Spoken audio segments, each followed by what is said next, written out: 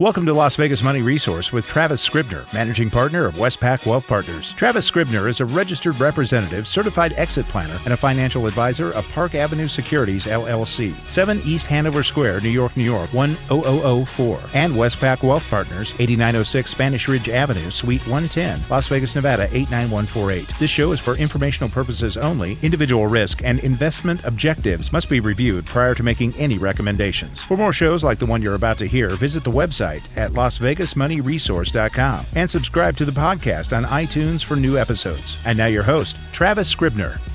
Welcome to another episode of Las Vegas Money Resource. Your host, Travis Scribner, Managing Partner with Westpac Wealth Partners. In studio, Ms. Heather Marianna, the CEO of Beauty Kitchen. Hello, good morning. Good morning. It's an early morning, we said. Yeah, I've been up for a while. Okay, what time did you get up? 5:30. Oh, so you're good to go. So Yeah. you're ready, right? Yeah, it's lunchtime. Yeah, you just stole my joke, but it's okay. Hey, okay, you let in with what I would have said there.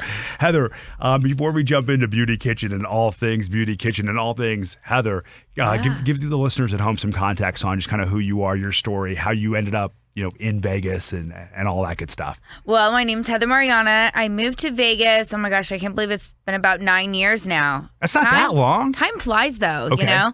Feels like I've been working on Beauty Kitchen for like 30 years. So. That's good. That means you love what you're doing, right? Yeah. You're in it. Exactly. So I moved here. I had a consulting job, a pretty boring job, consulting casinos. Every consultant is now hanging their head in shame. Oh gosh, on the profitability of their food and beverage. So Where'd you come from? I came from Indiana. Okay. Yeah. Why? So Indiana to Vegas. Yeah, it was a job move. So I was like, yeah, I'll take the job and I'll move to Vegas. And I ended up quitting 6 months later. You were like, hey, this just gets me out of Indiana. Yeah, I was like, I'll take the job, and then I just quit. How'd you end up doing that type of work? Actually, it was kind of funny. I owned a bunch of retail stores. It was kind of serendipitous because a headhunter just called me and they were like, hey, this company is interested in hiring you. Would you be interested in interviewing? And I was like, well, yeah, because I was thinking about closing some of my stores. The economy was getting bad. The leases were up. And I was like, this is kind of perfect. So How'd the headhunter find you? I don't know. I think it's just I have my resume out there, different places, normal. Go to college, get your MBA, get your resume everywhere. Yeah. Where'd you go to school at? University of Indianapolis. Okay, so University of Indianapolis. So you stayed kind of close to home. Yeah, I started at retail stores and a couple other businesses, staffing companies. So I was kind of stuck there because I was making money there. Yeah. I hated the winters, but So you go to school. Yeah. Get your degree. Don't decide to not take a job with anyone. You start your own stuff. I started my first business actually when I was in college. What was it? A staffing company, like day workers. Okay, there's just a lot to unpack here. I know. I love when I hear stuff like that. Because when I was in college, I was like, sorry for any of my clients or my mom who I know is listening. I was like quintessential frat boy. Like I was just like, hey, like I'm going to have a good time. I'm going to frat so hard. Like that was me in college. So when I hear people who were like that forward thinking, who said, oh, you know what? I'm in college. I should start my own business right now. Yeah, I actually built my first $1 million from the dorm room. $1 million in sales. So wildly impressive. Yeah. So how did you end up doing that though? Long story short, I was, typical broke college kid, and somebody came up to me and they were like, hey, do you want to work this job for $12 an hour? And I was like, yeah, sure. And it was just like promo stuff. And then I was like, I'm not going to work for $12. I'm going to own this stuff. So I just started the whole company. You just started your own? Yeah, I started my own and just got all different clients and just built it up from there. Like day, staffers for anywhere from office temps to... So you're like handing out a sample of a soap at a store. So you're like 1920 just building this empire from the dorm room. Yeah. I mean, I didn't really get to party that much in college, but I was just making a lot moves. of money. I remember when I bought my first car, I was like, whoa, I'm so rich. So did you have any kind of like entrepreneurial background, like your parents or like anybody around you? No, my grandma raised me. I don't have parents. So yeah, my grandmother was really strict on me. But yeah, I just didn't want to be poor, Well, so you see that, I right? wanted to drink champagne and not Natty Light, Hey, I drank plenty of Natty Light and turned out just fine. It's interesting when I see that, right? So, you'll hear the expression, they say most people are actually immigrants to wealth. Yeah. Right? Most money is actually made. A lot of people think it's, inherited, but it's usually made first generation. A lot of what you were saying, right? You were just like hungry. You wanted to build a better life for yourself. Yeah, I just did. I was like, I cannot. I remember when my grandma took me to college, she took all my credit cards and everything. And I was like, how am I going to pay for champagne? And she was like, there's no more champagne. You have to work. You're drinking the Natty Light. I was like, what? And then I started going to college parties and I'm like, this is just not for me. Like, I need to start now. Right. Well, and that's it. So what I love to hear about that, though, is usually when you hear people who are business owners, especially at an early age like that, they've had some type of role model or they've seen somebody, they've had some kind of exposure to, an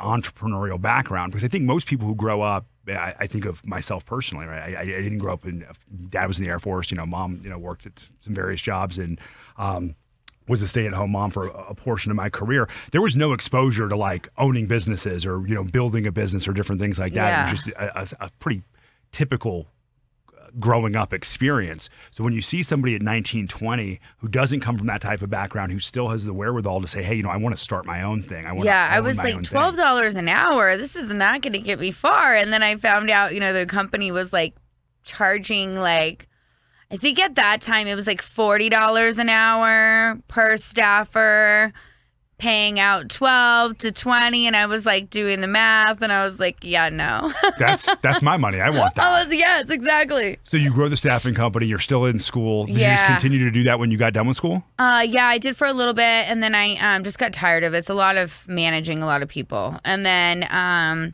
were you hiring staff at that point, or was it just you managing it all? Oh my gosh, I did everything myself. Like I had like 6 cell phones. It was crazy. Yeah, I had like people doing like odd things for me, but I was just so cheap that I didn't want to pay anyone. I wanted all Champagne's the money expensive. myself. You got to keep that champagne I'll save money. all that. I don't care. So you just did all the labor yourself. So obviously, yeah, and then I made sure everybody was there, and all that stuff. That was a lot of work. So you start getting burnt out. Yeah, and then I just kind of didn't do anything for a while. I traveled around for like a year or so, and like went to some other countries and just chilled, and then I came back and did some stores. And what kind of stores? Dog accessories, like really fancy ones. Like I copied all the LA stores and brought them to Indiana, so it was like a real hit. So yeah. So, so the retail stores around, you could have been like the next Chewy brand that just went public. That could have been you. Well, we'll get to that. Oh, okay, perfect. So you have the retail stores. You shut those down and say, hey, I'm I got the moving to Vegas opportunity, so I was like, how could I not just take this opportunity? Like, had you been to Vegas much before? Like a couple times, but like when I was younger, so I didn't really remember it all that well. But I just knew it was far from Indiana and it was warm. You didn't have to worry about snow in the winter. Oh my gosh, that was the worst part of Indiana. I hated it. Yeah, anytime I meet somebody on the East Coast who lives where it snows, I'm always like inquisitive. I'm like, have you ever been to the West Coast? It's gorgeous. Oh, there. it's terrible. I hated it. Hey, well, I'm glad the weather got you here. We'll be back with Heather Marianna, the CEO of Beauty Kitchen, after these messages on Las Vegas Money Resource.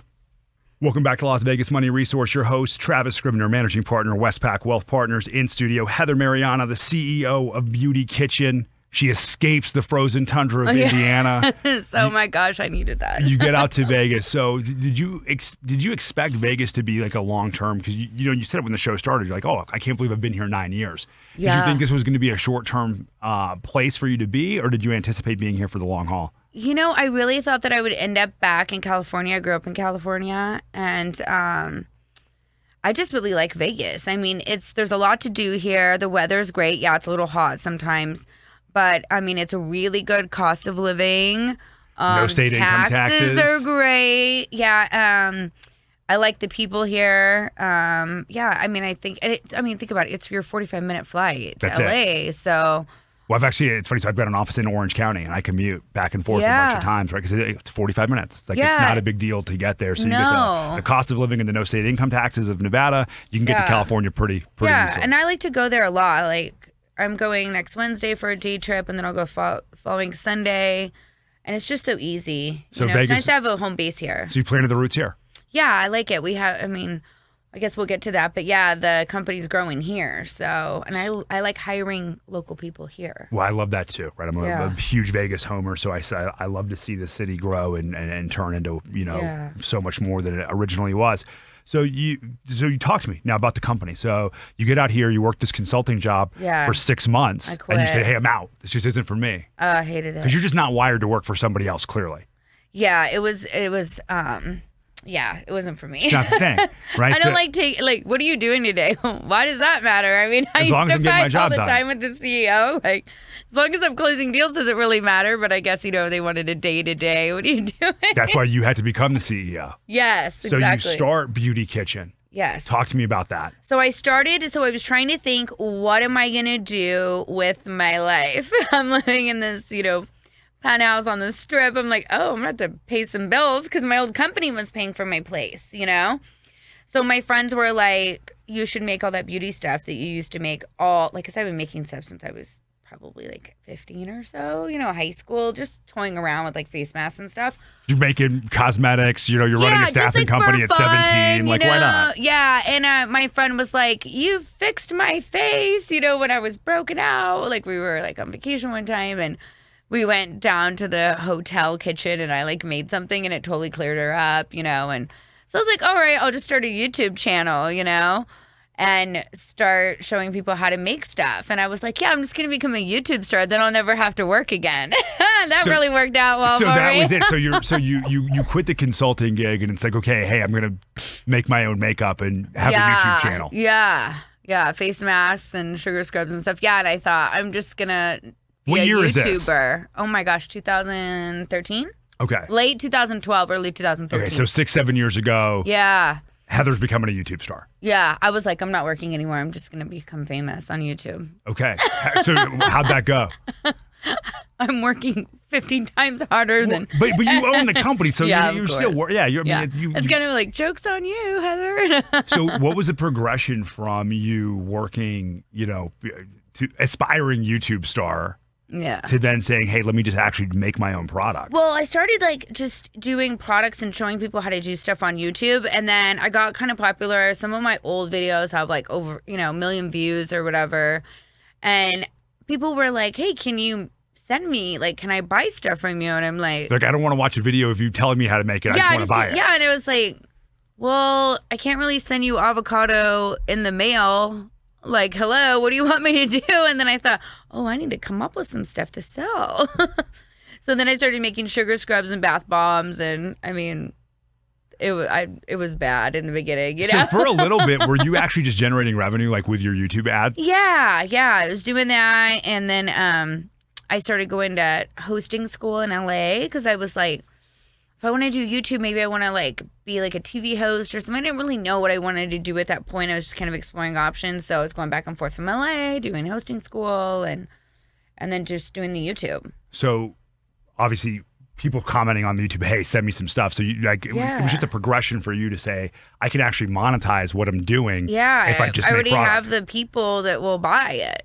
And I came up with the kitchen name, Beauty Kitchen, which is an awesome and name. all that stuff. And I was like, okay, I guess I'll start making stuff and selling it. And it's so funny. Some of my customers still to this day are from those YouTube videos. Well, what we always send them a bunch of free stuff too. They were the early adopters. You got to help I'm always them out. like, I remember that name. Let's send her like all the new masks for free, What was it like going from you just making it? Obviously, there's a big difference between you just making something in your kitchen, right? Or like, I think of my awesome assistant, Christina. Her husband makes amazing beer. Awesome beer. It's delicious. But there's a big difference from when you just like brewing your own beer or making your own cosmetics at home to now commercially releasing those. What was that like? Well, I first started, I set up like this little thing and I had this house and it had like a really big air conditioned, like finished garage or whatever. And I set up like a little workshop in there and I was making stuff. And then a year later, I got my first little warehouse, and now we have 2 big ones. We're taking over a 3rd, and I have a whole nother building that's just my office now. So it's just gradually progressed, because obviously I wasn't going to like spend all this money and just get all this space if I didn't need it. Yeah. I had like 1 person helping me. Now I have like 15. And that's what I was going to ask. So you've got obviously, it's not. I'm guessing it's not you in here making this stuff anymore. I actually do a lot of the formulations and I make all of the bases still because I can do it just like off the top of my head. Like And if I slam product for 2 days, we have enough for like a long time because I just do everything in like 5-gallon buckets. And, we used to order like 1 gallon of oil. Now we just got the other day on a pallet, 2 55-gallon drums of a certain oil we use, so buying in bulk, giving us more profit because, now I'm spending less to make more, all that stuff. And so it just all everything you just figure out along the way, But you're still you're still driving like the product line itself. So you're very hands-on. Packaging is way better. We're going through a rebrand right now, redoing all the labels so they're very like plain, and simple and all that stuff. So it's a lot going on right now. A lot going on in the Beauty Kitchen. We'll be back with Heather Marianna, the CEO of Beauty Kitchen, after these messages on Las Vegas Money Resource. Welcome back to Las Vegas Money Resource. Your host, Travis Scribner, managing partner, Westpac Wealth Partners. Find all the old shows, iTunes, Google Play, Spotify, online, LasVegasMoneyResource.com. Find us on Facebook at surprise, surprise, Las Vegas Money Resource. In studio, Heather Marianna, the CEO of Beauty Kitchen.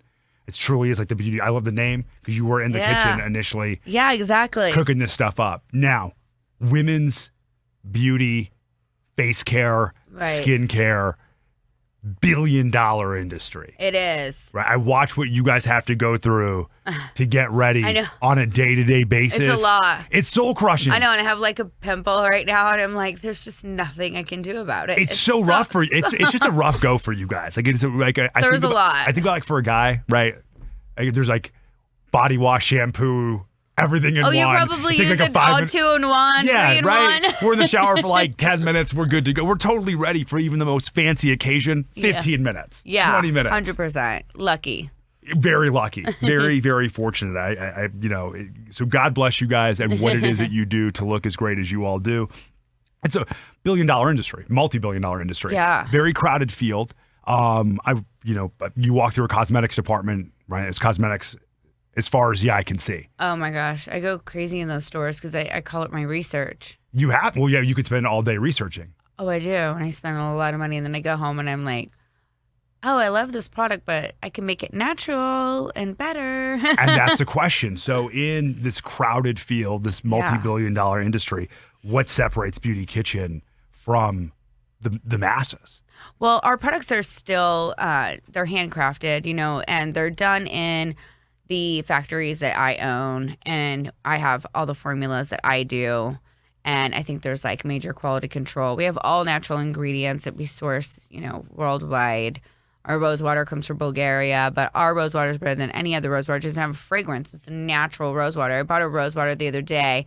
What does rose water do? You got to help me out. Oh my gosh, it's so good. You can put it in your hair, for your face. It's just a good natural toner. I mean, it's really, really good.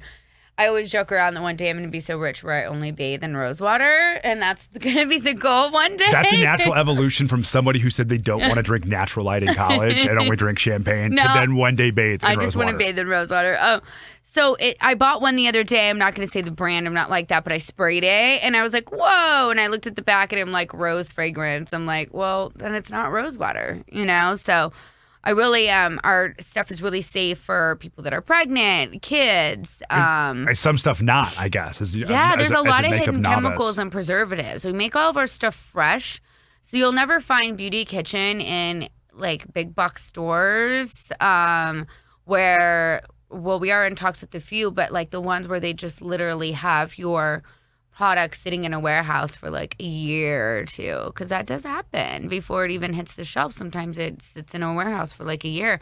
So all of our stuff is fresh. We're looking for more like boutique-y retailers. Well, it makes sense, right? So I mean, I think if you're working, and you've got a bunch of chemicals and preservatives, in your product, it can sit for a while. Yes, it can. They have to make it that way so it can sit for a while, as opposed to going after the niche boutique type market where people you look at the day and age we live in, right? People care about what they put in their body, or what they're putting in their body, what they're putting on their body. So there is a huge marketplace, for the people like who want to pay, I'm guessing, a somewhat of a premium for better product. And that's the thing that I love about when I started this brand. And instead of just basically like, okay, I'm going to go to a lab, create a formula. It's going to have preservatives in it. I'm going to put my name on it like a lot of other people do.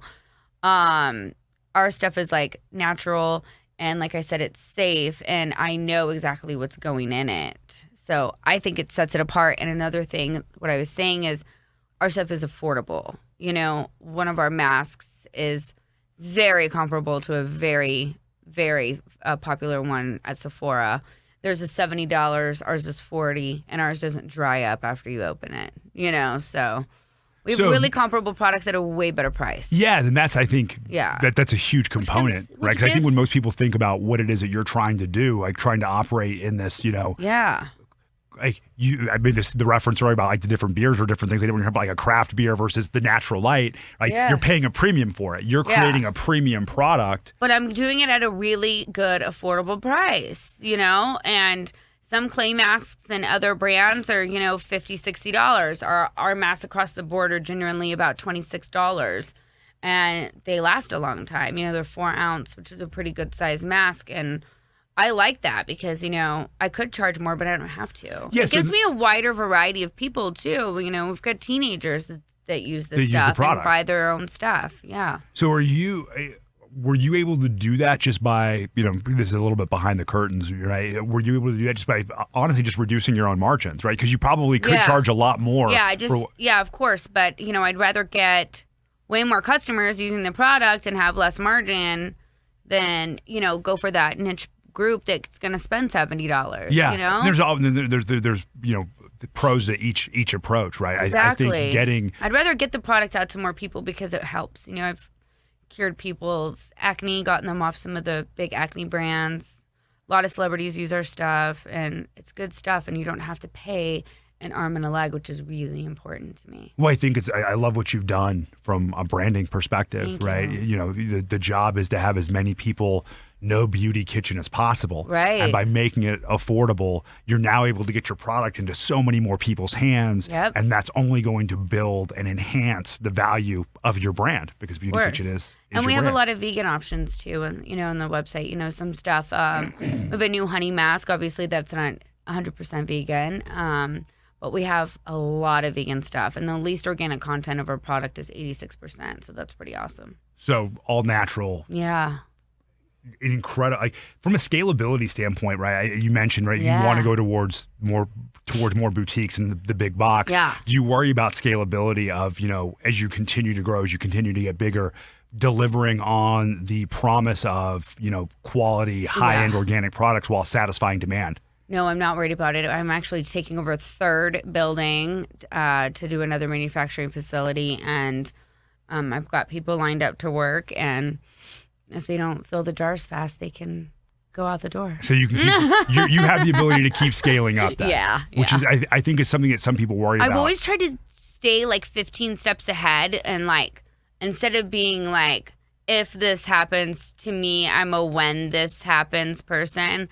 So I always kind of have the plan out so that when things are happening like they are right now with the company, we're growing so fast, I'm already ready and prepared. Perfect way to run a business. We'll be back with Heather Marianna, the CEO of Beauty Kitchen, after these messages on Las Vegas Money Resource. Welcome back, Las Vegas Money Resource. Travis Scribner, managing partner, Westpac Wealth Partners. Heather Marianna in the studio with me today, entrepreneur extraordinaire, and current title is CEO of the Beauty Kitchen. Yes. So how are you getting the word for your product out? Is it online, storefront? What's going on? Yeah, so mainly a lot of it was just like word of mouth and online and social media, but I recently have taken on a partner in the business, which I'm super excited about. And we are completely redoing the website, and we're putting a lot of money into the digital marketing and all the stuff that, you know, I wasn't able to do on my own. So beautykitchen.net will have a whole new look. We have a photo shoot with some beautiful models we picked. I'm really excited. So beautykitchen.net to hear more about it. So are you working storefronts or how, other than digital, what are you doing? Like, or maybe is it all digital? It's all digital, but I do have a store in Boulder City because that's where all of our factories are. Okay, I was going to ask why Boulder City. Yeah, that's where all of our factories are. The people there are great. It's a great little town. Yeah, it is. I highly suggest checking it out if you haven't gone out there. So I have my first boutique there, and then we are opening our second one. We're doing a soft opening tonight, which is should I not No, it's fine. Okay. Yeah. For July What's the date? 16th. So when this interview is hitting your ears, this will be open. Yes. There we go. So, and then on the 20th, we're having a big grand opening party and stuff this Saturday. So I'm excited about that. So we took basically some of the space in the Drop Sauna studio on Eastern. Okay. So it's just a perfect fit because Drop Sauna is so, healthy for you to go sauna and infrared benefits and all that. And then you can go pick up your healthy products there too. So I'm really excited. So inside Drop Sauna, you'll be offering your products. Yeah, we set up our own little mini beauty kitchen in there. Which is an awesome idea for you, obviously, because you're able to not necessarily have to take down your own space. You can leverage someone else's. That was the brains of actually my new partner. So we're thinking we're going to do maybe 6 or 7 more of those if this model works between like OC, LA, San Diego. Yeah. Well, if you can create these strategic partnerships with people who align with your brand and with your mission, you can now keep your overhead lower by not taking on your own space. And then offset some of their rent as well. So it's like a win-win situation as long as, it's a healthy, marrying of two brands, Which makes perfect sense. I mean, I think there's so many people, there's so many brands that from a fitness standpoint, from a lifestyle standpoint, align with what it is that you guys are trying to do. Yeah, I think it's a great idea. So where does Beauty Kitchen go from here? Well, we are expanding rapidly, hiring people. I'm really excited for our new website to launch. Hopefully, by the time this airs, it will be open. And we're doing a bunch of digital marketing, and we're scaling up to go public soon. So there it is. Good. Right. So, you said 15 steps ahead. So your vision for this is for it. Yeah, and I still own 71%, so I'm not bitching. Yeah, so 71%, and the vision is for this to become a publicly traded company. Yes. When do you want that to happen? We're hoping this year. This year? Yeah, we're doing we have so many people that want to do the initial investments, and we've already got one really big investment, so we're trying to find strategic people for that and then go straight into that. So have you already been raising Series A funding? You guys have already raised that. Yeah. And then now on to Series B or potentially even C at this point. Yeah. Wow. We've been on it. You absolutely my partner has. Yeah. No. I've been doing all my stuff on my end and he's doing everything on his end and it's just working out. That's exactly really what great. it should be, right? You're both focusing on what it is that your core talents are. Yeah, I've had to Google a lot through this process. Probably. Google's your friend, right? Google will help you get to just about knowledge is out there for anyone who wants it. I need to sound smart in these meetings. As long as you're creating a product that works, that usually takes care of itself. Exactly. You have had an unbelievable run as an entrepreneur dating back to you being in a dorm room. Right. I think, for people out there listening, what are some tips or some advice you would give to them about potentially going out, starting their own business? Because it can be scary. But I mean, one of the things that I honestly and firmly believe in that works for me is I journal a lot and I write down what I want to happen and just kind of manifest. And you got to do the work too. You can't just sit on your couch and write every single day, I want $1 million. It's not going to come to you. I want a rose water bath. I don't know. Maybe if you get the winning lotto ticket. I don't play the lotto, but I believe in manifestation, working hard. And if people are going to kind of, I don't know how to say this, if there's people around you that just aren't believing in you, just let them go. Stay in your lane.